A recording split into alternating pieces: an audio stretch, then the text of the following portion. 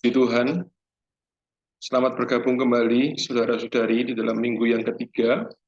Di dalam buku yang kita baca bersama-sama adalah Jalan Memulai Penghidupan Orang Kristen yang Normal. Kita akan masuki dalam minggu yang ketiga yang akan ada di dalam buku kita, yaitu adalah pada hari yang ke-15 sampai dengan hari yang ke-21. Sebenarnya terbagi menjadi dua bagian, yaitu masih menyambung apa yang sudah disampaikan di dalam minggu yang kedua mengenai penghidupan Kristiani yang normal, dan yang kedua adalah penghidupan gereja umat Kristiani yang normal. Apa perbedaan dari penghidupan Kristiani yang normal dan penghidupan gereja umat Kristiani yang normal?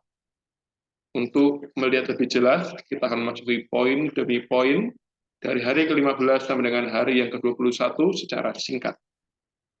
Untuk memulai, kita boleh bersama-sama bersatu di dalam doa. Tuhan Yesus, kami sungguh bersyukur kepadamu atas keselamatan yang telah Tuhan berikan kepada kami. Oleh karena itu, kami tidak mau menyia-nyiakan kesempatan yang Tuhan berikan kepada kami. Keselamatan ini kami terima dengan cuma-cuma, tapi kami masih perlu berusaha mengerjakan keselamatan kami dengan takut dan gentar. Sehingga dari buku yang kami baca, kami boleh makin nampak, kami boleh makin jelas bagaimana jalan hidup kami sebagai orang Kristen yang telah dilahirkan kembali, boleh menempuh kepada jalur yang normal. Tuhan berkati kami, berikan kepada kami pikiran yang jernih, langit yang cerah, agar kami boleh memahami maksud dan pembicaraan Tuhan. Terima kasih Tuhan, di dalam nama-Mu kami berdoa dan mengucap syukur. Amin. Baik, seperti yang sudah saya sampaikan di awal, bahwa kita akan membahas di dalam 7 poin penting, yaitu dari hari ke-15 sampai dengan hari yang ke-21, yaitu adalah hidup menurut perasaan hayat, penyelesaian perkara-perkara lampau, membangun keluarga yang beribadah atau ibadah. Di dalam 3 poin ini, saudara-saudari, teman-teman sekalian, kita akan melihat ayat pentingnya apa, kita akan bisa melihat apa yang bisa kita terapkan dalam kehidupan kita dan apa yang menjadi kesimpulan dari tiap-tiap poinnya. Kemudian di 4 bagian yang terakhir adalah mengenal gereja sampai dengan sidang hari Tuhan. Kita akan berusaha melihat fakta-fakta yang ada di dalam firman Tuhan, sehingga kita bisa menjadi orang Kristen yang mengenal bukan dari kata orang, tetapi apa yang telah Tuhan sajikan di dalam firman Tuhan. Baik, yang pertama adalah hidup menurut perasaan hayat.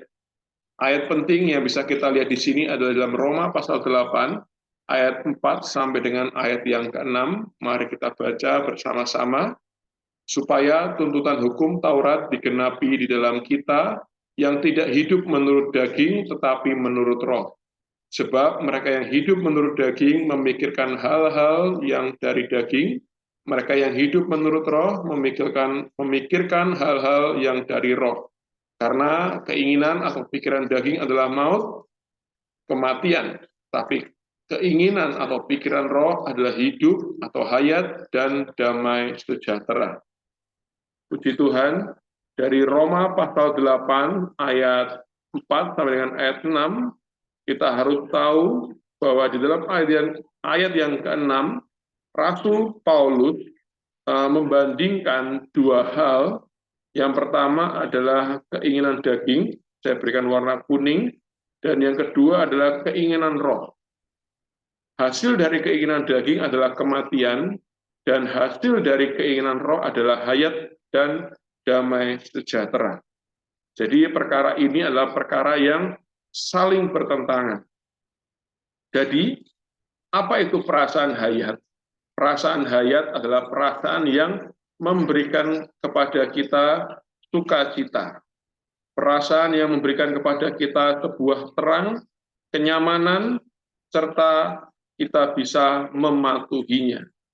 Oleh karena itu, bagaimana kita bisa menerapkan hal ini dalam kehidupan kita sehari-hari, bahwa setiap kali kita mau melakukan sesuatu yang bertentangan dengan Allah, di dalam diri kita sebagai seorang yang sudah menerima Tuhan atau menerima kelahiran kembali, kita akan merasa sangat tidak nyaman di dalam roh kita.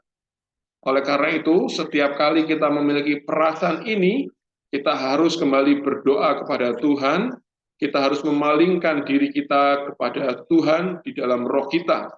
Dan yang paling terpenting adalah kita harus bertobat kepada Tuhan. Sehingga kita tidak lagi berada dalam kondisi maut, yaitu kondisi yang membuat kita merasa tertekan, kondisi yang membuat kita tidak ada perasaan damai sejahtera. Oleh karena itu, saudara-saudari, kesimpulan yang bisa kita dapatkan dari poin yang pertama, ini adalah perasaan maut atau perasaan kematian, itu hasilnya atau yang terjadi ketika kita mengikuti perasaan kematian ini adalah kita akan merasa sangat tertekan, kita akan merasa dalam kondisi gelap, dan kita akan sangat menderita di dalam batin kita. Kemudian perasaan hayat ada satu indikator, yaitu kita akan merasa sangat lincah, ya ini sangat sukacita, kita akan berada dalam situasi terang, ya karena Tuhan sendiri adalah sang terang, dan kita berada dalam kondisi yang nyaman. Karena perasaan hayat membuat kita itu merasa kuat, puas, lincah, terang, dan nyaman.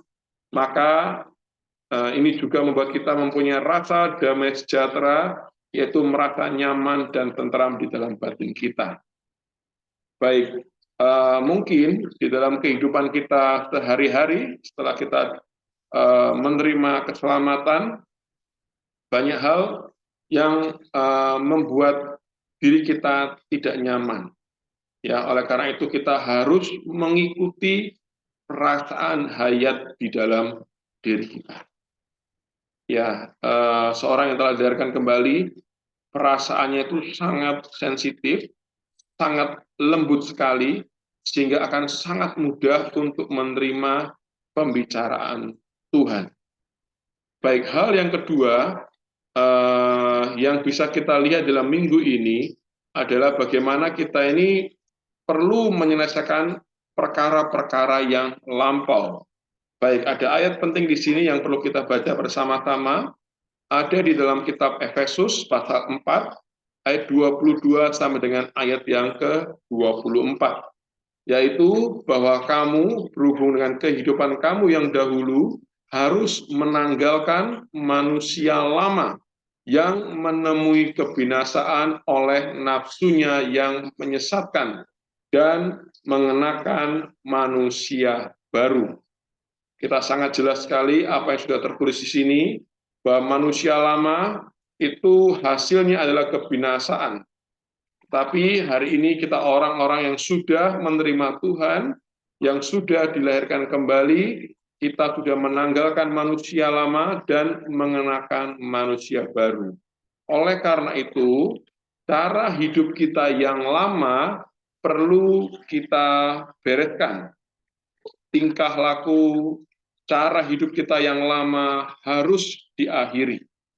Ya, sebelum kita menerima keselamatan, kita hidup di dalam dosa.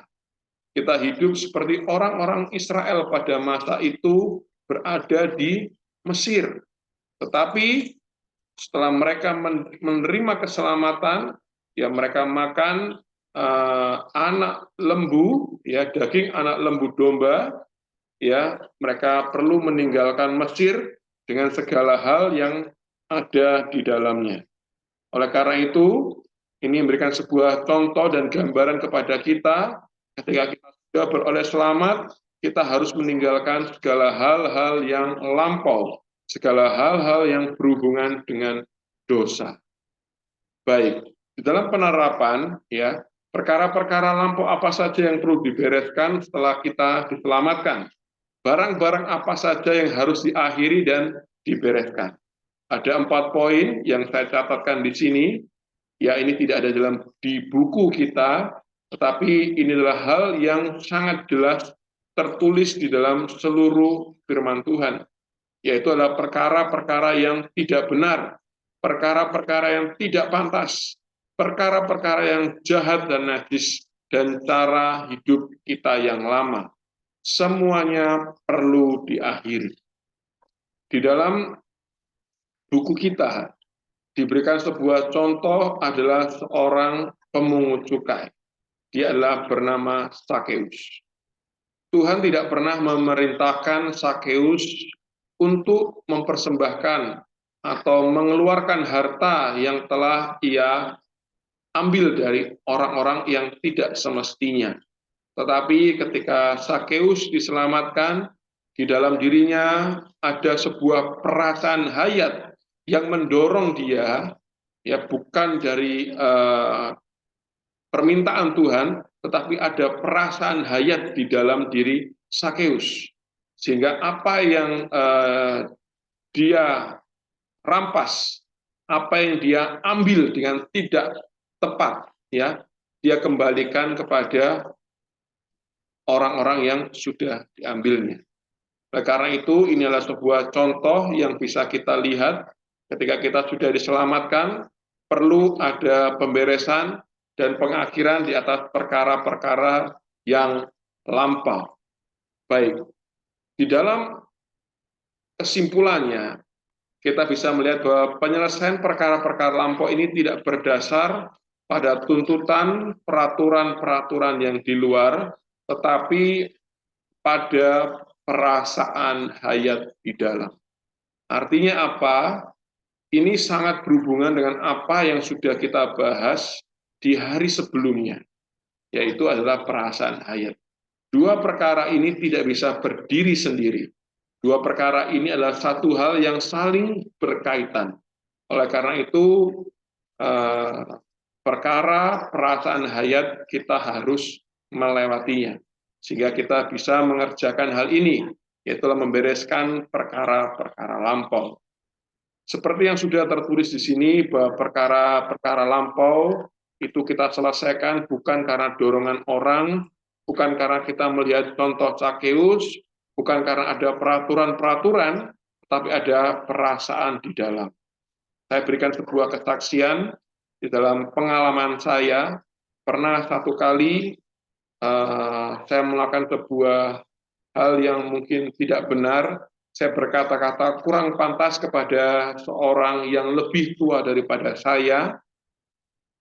6 tahun kemudian, ya ketika saya berdoa, di dalam waktu doa itu Tuhan memberikan perasaan bahwa apa yang saya katakan saat itu sangat tidak tepat.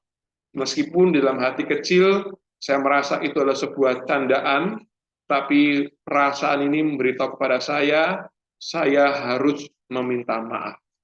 Oleh karena itu, saya belajar mengikuti perasaan hayat dalam diri saya. Saya kembali ke kota di tempat saya bertemu dengan saudara yang lebih tua ini. Saya menghubungi beliau, saya mencarinya, saya meminta maaf atas perkara yang sudah 6 tahun lalu saya kerjakan. Saudara-saudari, Bapak Ibu sekalian, bahwa pemberesan perkara lampau ini didasarkan oleh terang juga perasaan hayat di dalam diri kita. Baik, lalu hal yang selanjutnya, hal yang terakhir dari perkara ini adalah bagaimana kita perlu membangun sebuah keluarga yang beribadah kepada Tuhan. Di sini saya mengambil ayat penting yang ada di dalam Yosua pasal 24 ayat 15b. Mari kita baca bersama-sama. Tetapi aku dan seisi rumahku, kami akan beribadah kepada Tuhan. Puji Tuhan. Di dalam seluruh Alkitab, bukan hanya dalam perjanjian lama, tetapi juga dalam perjanjian baru, kita akan melihat bahwa unit keselamatan Allah adalah sekeluarga. Ya, bahkan kebinasaan yang ada di dalam Alkitab juga adalah sekeluarga. Artinya apa? Keluarga ini adalah satu hal yang penting. Ya, keselamatan yang sudah saudara-saudari atau Bapak Ibu dapatkan itu bukan hanya berakhir pada diri kita sendiri, dalam diri Bapak Ibu sendiri. Tetapi keselamatan ini adalah bagi seluruh keluarga. Mungkin masih ada kakak kita, mungkin masih ada adik kita, ayah kita, ibu kita, seluruh keluarga kita yang belum percaya kepada Tuhan. Oleh karena itu, kita perlu belajar untuk memberitakan Injil atau melalui kesaksian hidup kita, ya, mengikuti perasaan hayat, membereskan perkara lampau, ya, orang-orang di sekitar kita akan melihat, oh, ini adalah ciri dari orang yang sudah menerima kelahiran kembali. Dengan kesaksian yang indah demikian, puji Tuhan, keluarga kita akan bisa diselamatkan. Di dalam aspek ini, saya juga memiliki sebuah pengalaman bahwa di tahun 2006, Tuhan juga mulai mendapatkan seisi keluarga saya. Pada awalnya hanya ayah saya, kemudian dengan saya dan kedua adik saya yang beribadah. Tapi dengan setia, oleh karena ayah meminta kami semua untuk bersama-sama sehati berdoa, puji Tuhan, tahun 2006 seluruh keluarga saya beribadah kepada Tuhan, seluruh keluarga saya sudah diselamatkan oleh Tuhan. Oleh karena itu, melalui kesaksian ini, saya memberikan dorongan kepada seluruh saudara-saudari, Bapak Ibu, bahwa kita tidak boleh berhenti menerima keselamatan ini sampai pada diri kita, tetapi kita harus berdoa kepada Tuhan, kita perlu mengklaim janji Tuhan, bahwa keselamatan yang telah Tuhan berikan adalah seisi keluarga kita. Baik, penerapannya, baik kita baca sama-sama. Jika anggota keluarga kita belum beroleh selamat, kita harus berdoa bagi anggota keluarga kita. Harus minta maaf kepada mereka atas kesalahan-kesalahan kita di masa lampau. Hidup di dalam roh, memberitakan firman Allah kepada mereka, dan membantu mereka menerima Tuhan, serta dibaptis. Setelah seisi rumah kita beroleh selamat, kita dan keluarga kita dapat bersama-sama melayani Allah. Puji Tuhan, semoga dari cuplikan dari penerapan ini memberikan dorongan yang kuat kepada diri kita bahwa seisi keluarga kita harus diselamatkan. Kesimpulannya, keselamatan keluarga adalah satu prinsip yang paling besar. Anda seorang beroleh selamat, keluarga Anda pun beroleh selamat. Dalam hal ini, Anda sendiri harus berdiri teguh di hadapan Allah. Kemudian Anda akan nampak keluarga Anda berubah di hadapan Allah. Marilah kita perhatikan masalah ini, karena hal ini yang paling diberkati Tuhan. Dengan berbuat demikian, semoga lebih banyak orang yang akan kita bawa ke hadapan Tuhan. Puji Tuhan. Sekarang kita akan masuk ke dalam hal yang kedua. Ini adalah sangat berhubungan dengan penghidupan gereja umat Kristiani yang normal. Kalau di dalam beberapa poin di atas, kurang lebih ada 6 poin, ya, sampai kepada keluarga yang beribadah, yaitu adalah segala hal yang bersifat pribadi. Ya, tetapi dalam kehidupan gereja umat Kristen yang normal ini lebih kepada bersifat korporat atau bersama-sama. Tetapi apa yang kita bahas di sini, kita akan menunjukkan fakta-faktanya bahwa kita perlu mengenal gereja. Di dalam Matius pasal 16 ayat 18, firman Tuhan mengatakan, dan aku pun berkata kepadamu. Di sini Tuhan berbicara kepada Simon Petrus. Engkau adalah Petrus, dan di atas batu karang ini aku akan mendirikan jemaatku, atau dalam bahasa terjemahannya adalah gerejaku, atau dalam bahasa Inggris katakan church, ya, gereja, dan alam maut tidak akan menguasainya. Dari ayat ini kita sangat jelas bahwa gereja bukan mengacu kepada sebuah bangunan atau sebuah gedung yang mati, tapi gereja ini adalah sesuatu yang hidup. Kalau kita melihat kembali dalam pembelajaran, gereja ini berasal dari kata Yunani yang adalah eklesia, berasal dari kata ek, ya keluar dari, dan kaleo yang berarti memanggil.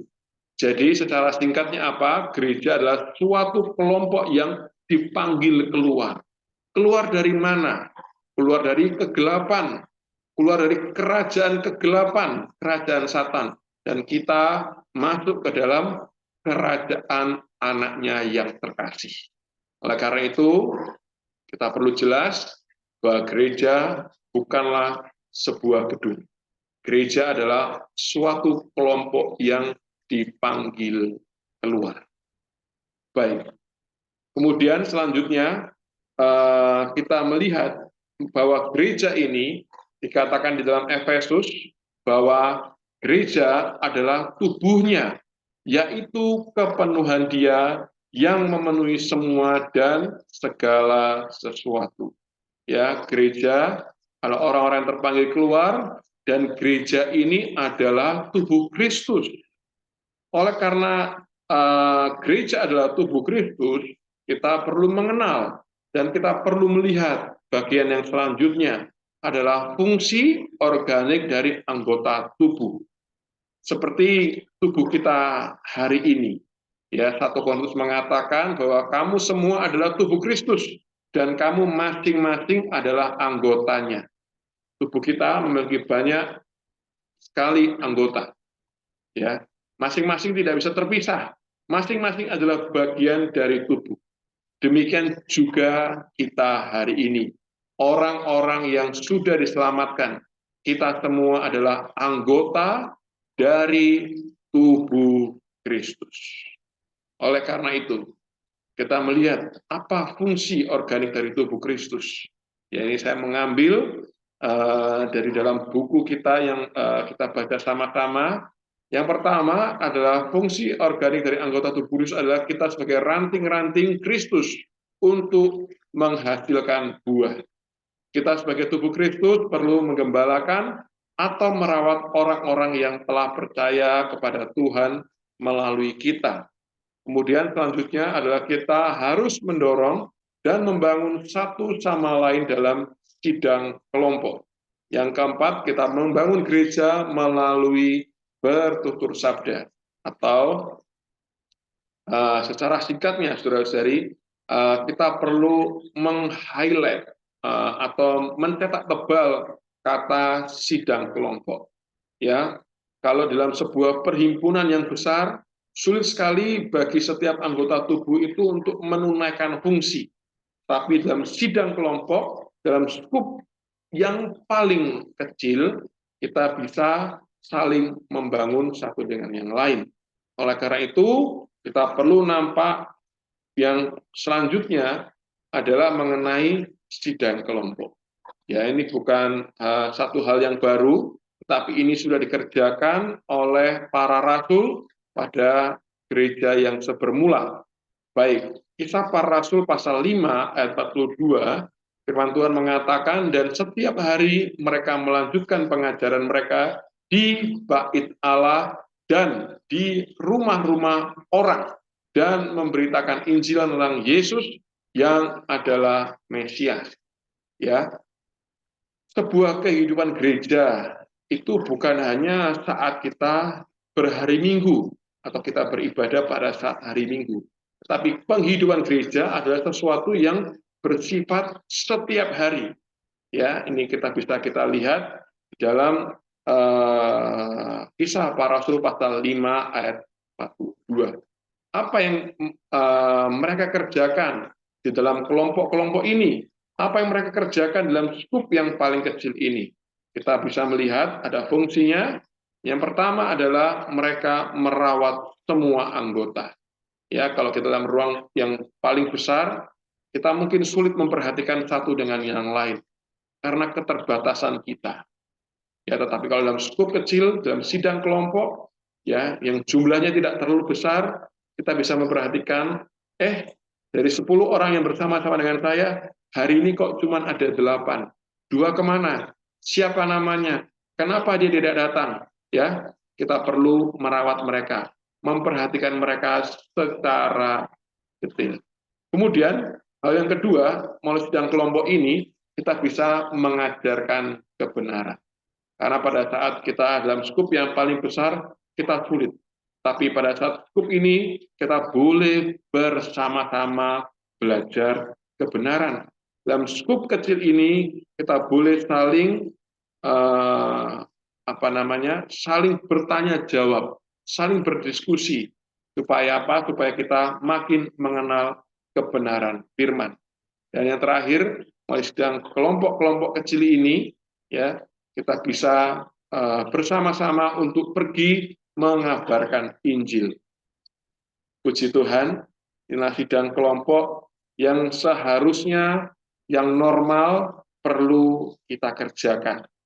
Satu hal yang paling penting di dalam buku yang kita baca ini, bahwa sidang kelompok ini tidak ada waktunya, yaitu bebas, mau kapan saja, mau tiap hari boleh, ya, mau seminggu sekali boleh, ya, tidak ada satu hal yang bagus. Tetapi ada satu hal sidang yang namanya adalah sidang hari Tuhan.